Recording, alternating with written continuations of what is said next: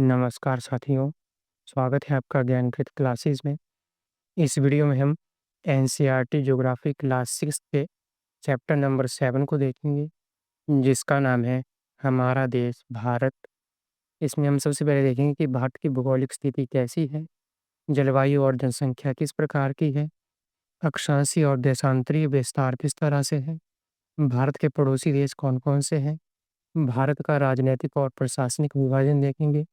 उसके बाद भारत का भौगोलिक विभाजन देखेंगे। तो चलिए वीडियो को शुरू करते हैं। सबसे पहले हम देखेंगे भारत की भौगोलिक स्थिति के बारे में। आपको पता है कि भारत एक बहुत बड़ा विशाल देश है और इसके चारों ओर विभिन्न प्राकृतिक सीमाएं हैं। जैसे कि उत्तर में जो है विशाल हिमालय पर्वत है, दक्षिण में हिंद महासागर है, पश्चिम में अरब सागर है और पूरब में बंगाल की खाड़ी है। जैसा कि आप इस मैप में देख सकते हैं, ये जो उत्तरी भाग है ये सारा जो है पर्वतों से घिरा हुआ है, यानी यहाँ पर हिमालय पर्वत है। और इसके बाद जो आपको ये दक्षिणी भाग दिख रहा है ये वाला, तो यहाँ पे हिंद महासागर है। इसके बाद अगर बात करें पूर्वी भाग की, तो यहाँ पे ये बंगाल की खाड़ी है। और वहीं पर बात करें पश्चिमी भाग की, तो यहाँ पर ये अरब सागर है। ये अब आगे देखते हैं, भारत का क्षेत्रफल कितना है, तो वो है 32.8 लाख वर्ग किलोमीटर। और भारत जो है वो विश्व का 7वां बड़ा देश है। आगे बात करते हैं कि भारत जो है उत्तर में कश्मीर से लेकर दक्षिण में कन्याकुमारी तक फैला हुआ है। और उत्तर से लेकर दक्षिण की जो दूरी है, यानी कश्मीर से लेकर कन्याकुमारी के बीच जो दूरी है वो लगभग 3200 किलोमीटर है। और भारत पूरब में अरुणाचल प्रदेश से पश्चिम में कच्छ तक फैला हुआ है, जिसके बीच की जो दूरी है वो लगभग 2900 किलोमीटर है। जैसा आप यहाँ पे देख सकते हैं, यहाँ उत्तर से लेकर यहाँ दक्षिण तक भारत के बीच की जो दूरी है वो 3214 किलोमीटर यानी लगभग 3200 किलोमीटर है। और यहाँ अरुणाचल प्रदेश से लेकर कच्छ के बीच की जो दूरी है वो 2933 किलोमीटर है, यानी लगभग 2900 किलोमीटर। अगर वहीं पर बात करें भारत के उत्तरी, दक्षिणी, पश्चिमी, पूर्वी बिंदुओं के बारे में, तो भारत के उत्तर में जो है यहाँ पे इंदिरा कॉल पॉइंट है। अगर यहाँ पे बात करें मुख्य भूमि में, तो कन्याकुमारी है। इसके अलावा जो सुदूर दक्षिण बिंदु है वो यहाँ पे अंडमान निकोबार में इंदिरा पॉइंट है। इसके अलावा अगर पूर्वी बिंदु की बात करें, तो पूर्वी बिंदु अरुणाचल प्रदेश में है, जिसका नाम है कविथु। और वहीं पर अगर पश्चिमी बिंदु की बात करें, तो यहाँ पे गुहार मोती है, गुजरात में। अगर बात करें भारत की स्थलीय सीमा की लंबाई के बारे में, तो भारत की स्थलीय सीमा की लंबाई है 15,200 किलोमीटर।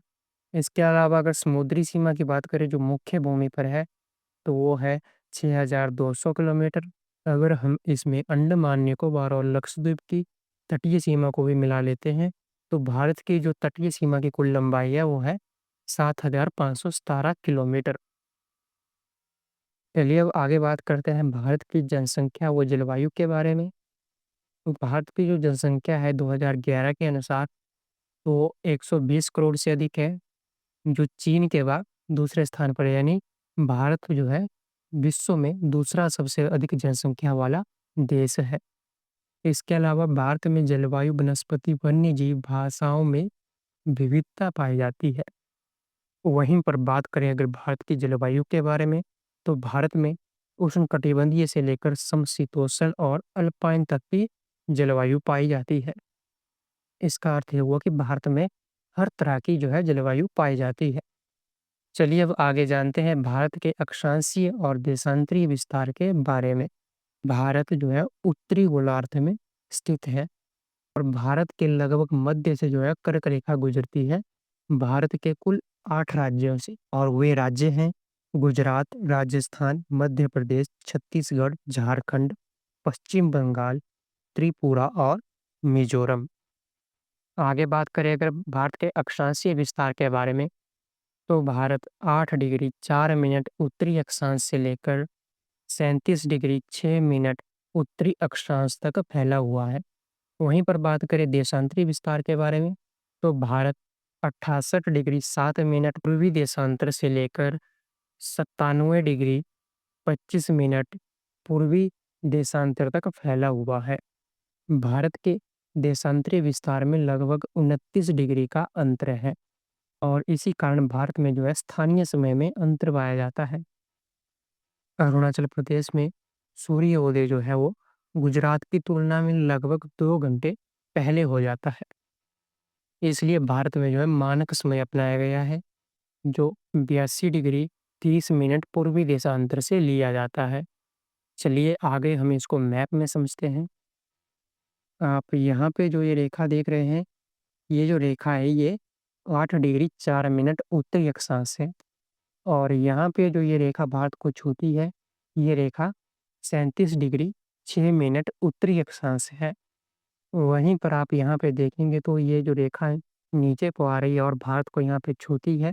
ये रेखा 68 डिग्री 7 मिनट पूर्वी देशांतर है और यहाँ पे जो रेखा आती है और भारत को यहाँ पे छूती है, वो रेखा 97 डिग्री 25 मिनट पूर्वी देशांतर रेखा है और यहाँ से लेकर यहाँ तक जो है अक्षांशीय रेखाओं में 29 डिग्री का अंतर पाया जाता है और इस देशांतरी अंतर के कारण जो है स्थानीय समय में भी अंतर होता है। इसलिए भारत में जो है 82 डिग्री 30 मिनट जो पूर्वी देशांतर रेखा है, उस रेखा को मानक समय माना जाता है, जो रेखा यहाँ से गुजर रही है। ये रेखा जो है उत्तर प्रदेश के मिर्ज़ापुर शहर से गुजरती है। इसके अलावा ये रेखा जो है भारत के 5 राज्यों से गुजरती है। इन 5 राज्यों में है उत्तर प्रदेश, मध्य प्रदेश, छत्तीसगढ़, उड़ीसा और आंध्र प्रदेश।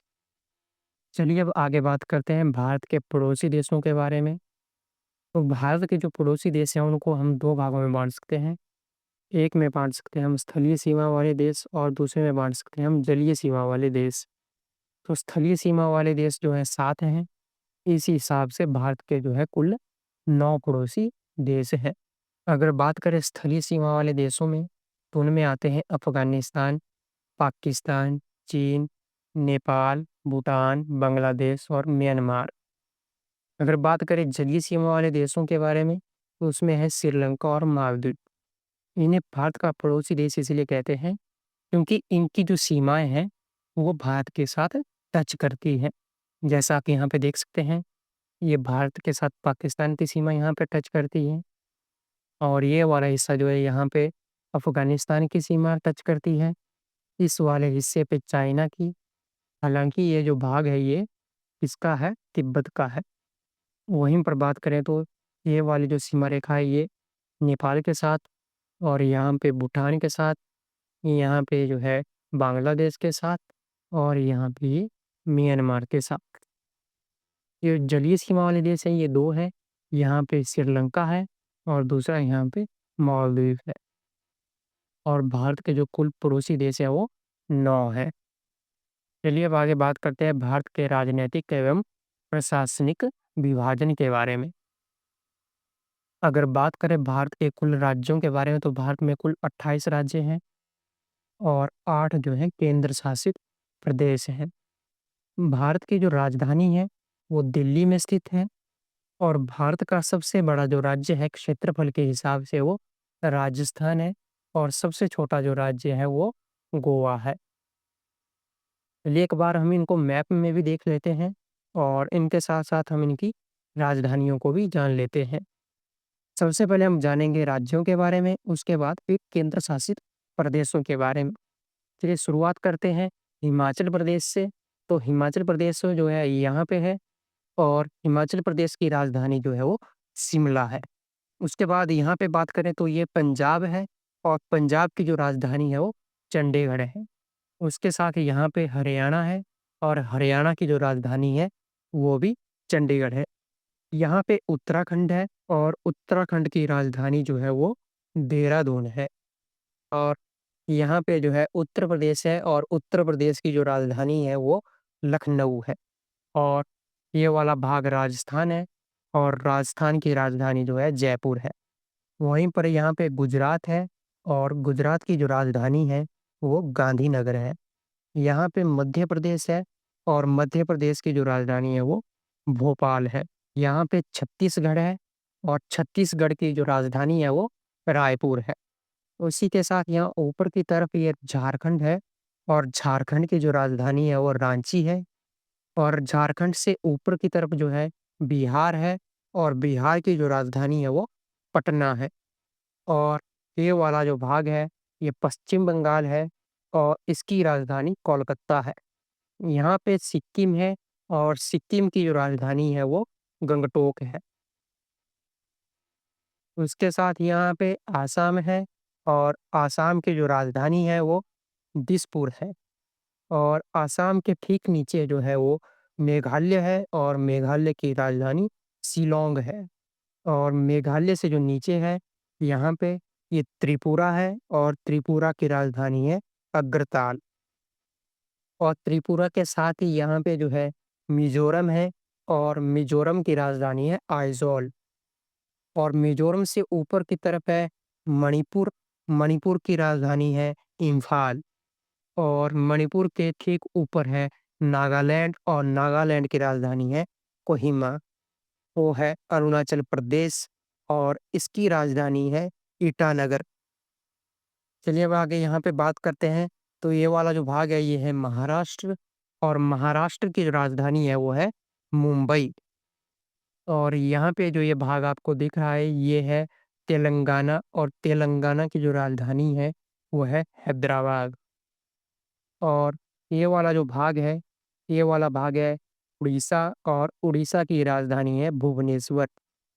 उसी के साथ ये वाला जो भाग है ये है आंध्र प्रदेश और आंध्र प्रदेश की जो राजधानी है वो है अमरावती। और इसी के साथ जो ये नीचे वाला भाग है ये है तमिलनाडु और तमिलनाडु की जो राजधानी है वो है चेन्नई। और इसी के साथ ये वाला जो भाग है ये है केरल और केरल की जो राजधानी है वो है तिरुवनंतपुरम।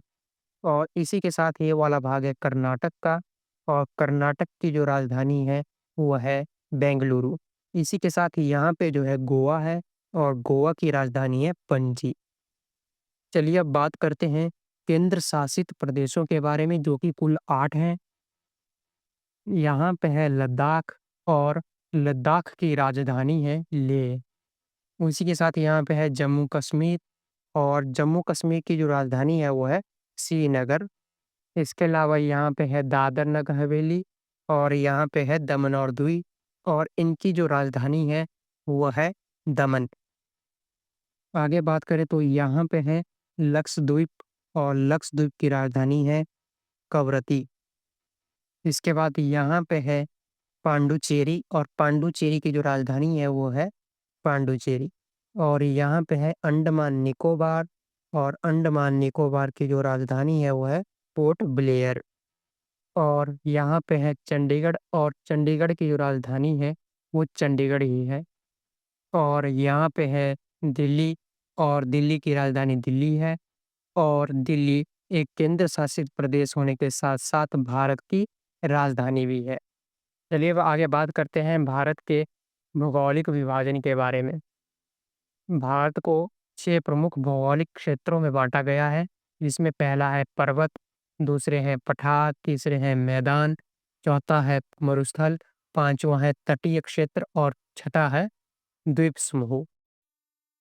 आप यहाँ मैप में भी देख सकते हैं। ये जो है ये पर्वतीय क्षेत्र है, ये मैदानी क्षेत्र है, ये मरुस्थलीय क्षेत्र है और ये पठारीय क्षेत्र है। और इसके अलावा ये जो है ये तटीय क्षेत्र है और ये द्वीप समूह है। तो चलिए अब इनके बारे में विस्तार से जानते हैं। सबसे पहले बात करते हैं पर्वतीय क्षेत्र के बारे में। भारत के जो उत्तर में स्थित हिमालय पर्वत श्रृंखला है और हिमालय का अर्थ होता है बर्फ का घर। और हिमालय को जो है 3 मुख्य श्रृंखलाओं में बांटा गया है जिसमें पहली होती है वृहद हिमालय, दूसरी होती है मध्य हिमालय और तीसरी है शिवालिक हिमालय। जो वृहद हिमालय है वो सबसे उत्तर में स्थित है। उसके बाद मध्य हिमालय जो है वो मध्य में स्थित है और शिवालिक जो है वो दक्षिण में स्थित है। जैसा आप इस मैप में देख सकते हैं, ये जो भारत का उत्तरी हिस्सा है और यहाँ पे जो ये आपको दिख रहा है ये पर्वत श्रृंखला है यानी हिमालय पर्वत है। और हिमालय का ये वाला जो भाग है, इस भाग को हम कहते हैं वृहद हिमालय। और ये जो नीचे वाला भाग है इसको हम कहते हैं शिवालिक, और ये जो बीच में रह गया इसे कहते हैं मध्य हिमालय। चलिए अब आगे बात करते हैं भारत के मैदानी क्षेत्रों के बारे में। भारतीय मैदान में वो हिमालय के दक्षिण में स्थित हैं, और ये जो मैदान है इनका निर्माण नदियों द्वारा लायक है, जलोढ़ निक्षेपण से हुआ है। भारत की जो प्रमुख नदियां हैं वो है सिंधु, गंगा और ब्रह्मपुत्र। इसके अलावा जो मैदान है वो अत्यधिक उपजाऊ है और यहाँ पर घनी आबादी भी रहती है। और आप यहाँ पे देख सकते हैं, ये जो ये वाला हिस्सा है ये राजस्थान के मैदान है, ये पंजाब और हरियाणा मैदान है, और ये जो सबसे बड़ा हिस्सा आपको दिख रहा है ये गंगा के मैदान है, और यहाँ पे ब्रह्मपुत्र के मैदान है। चलिए अब आगे बात करते हैं भारतीय मरुस्थल के बारे में। तो जो भारत का मरुस्थल है वो पश्चिम भारत में स्थित है। यह शुष्क है, गर्म है और रेतीला क्षेत्र है। और भारतीय मरुस्थल जो है उसे हम थार मरुस्थल कहते हैं। ये जो मरुस्थल है ये राजस्थान और हरियाणा के कुछ भागों में पाया जाता है। चलिए अब आगे बात करते हैं भारत के पठारीय क्षेत्रों के बारे में। तो पठारीय क्षेत्र जो है वो उत्तर के मैदानों के दक्षिण में स्थित है, और जो पठारीय क्षेत्र है उसका आकार जो है लगभग त्रिभुजाकार है। और इन पठारी क्षेत्रों में भारत की सबसे पुरानी पर्वत श्रृंखला जो अरावली है वो भी पाई जाती है। इसके अलावा यहाँ पर विंध्य और सतपुड़ा की पहाड़ियाँ भी हैं, जहाँ से ताप्ती और नर्मदा नदियाँ निकलती हैं। और ये जो पठार है, इसके जो पश्चिमी वाला क्षेत्र है उसको पश्चिमी घाट या फिर सह्याद्री कहा जाता है, और इसके पूरब में जो है पूर्वी घाट स्थित है।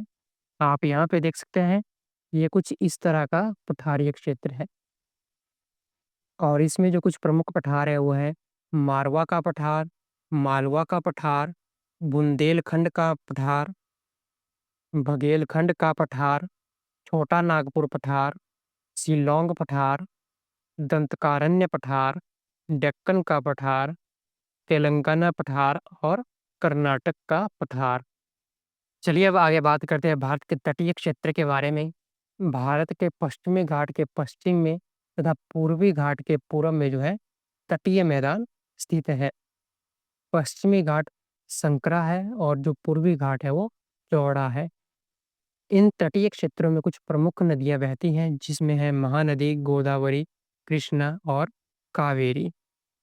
इसके अलावा इन तटीय क्षेत्रों में जो है सुंदरबन डेल्टा पाया जाता है, जो गंगा और ब्रह्मपुत्र नदियों द्वारा बनाया गया विश्व का सबसे बड़ा डेल्टाई क्षेत्र है, और इसका आकार जो है वो त्रिभुजाकार है। अगर बात करें डेल्टा के बारे में, तो डेल्टा स्थल का वह भाग होता है जो नदी मुहाने पर बनता है, जहाँ नदियाँ समुद्र में प्रवेश करती हैं, और उस जगह को जो है नदी का मुहाना कहा जाता है। अगर आप यहाँ पे देखेंगे, तो ये वाला जो हिस्सा है ये डेल्टा ही हिस्सा है, और यहाँ पे ही सुंदरबन डेल्टा पाया जाता है। और ये वाला हिस्सा जो है ये पूर्वी तटीय मैदान है, और ये वाला हिस्सा जो है ये पश्चिमी तटीय मैदान है। चलिए अब आगे बात करते हैं भारत के द्वीप समूह के बारे में। भारत में 2 द्वीप समूह पाए जाते हैं। पहला है लक्षद्वीप और दूसरा है अंडमान निकोबार द्वीप समूह। अगर बात करें लक्षद्वीप द्वीप समूह के बारे में, तो यह अरब सागर में स्थित है। वहीं पर जो अंडमान निकोबार द्वीप समूह है वो बंगाल की खाड़ी में स्थित है। और ये द्वीप समूह अलग-अलग द्वीपों से बने हैं, इसलिए इन्हें हम द्वीप समूह कहते हैं। तो ये थी भारत के बारे में कुछ सामान्य जानकारी, जो कि क्लास 6 के ज्योग्राफी के चैप्टर नंबर 7 में दी गई है। इसी के साथ इस वीडियो में इतना ही। अगर आपको इस वीडियो से कुछ नया सीखने को मिला होगा, तो हमारे चैनल को सब्सक्राइब ज़रूर करना और इस वीडियो को लाइक ज़रूर करना। मिलते हैं अगले वीडियो में, तब तक के लिए सीखते रहिए, पढ़ते रहिए। जय हिंद, जय भारत।